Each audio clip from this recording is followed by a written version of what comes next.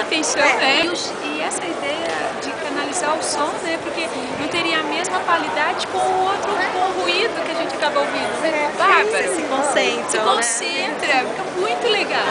Muito fofo, amamos. Uma sensação muito boa, né? Muito! Você se desliga um pouco, né? Dessa rotina lá, é muito fofo. A poesia acústica que a gente tem de mais importante na nossa alma. Às vezes a gente não precisa entender, só sentir. Dá pra sentir. Muito interessante a ideia, muito criativa. Eu achei o capacete muito legal, a ideia do capacete, porque você vê que sai da cabeça da pessoa e entra na outra. Achei bacana, você até certo que você tá andando na Paulista. Nós somos portugueses e descobrimos logo que estavam a declamar os nossos poetas. E bem declamados. We like this idea very much about the octopus and the lyrics.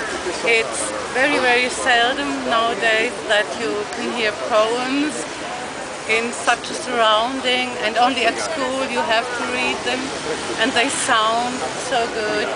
And so we are very, very pleased. We like the day. We like Sao Paulo. And Paulista. Thank you very much. Yes, the people are very nice. All the best. Obrigado.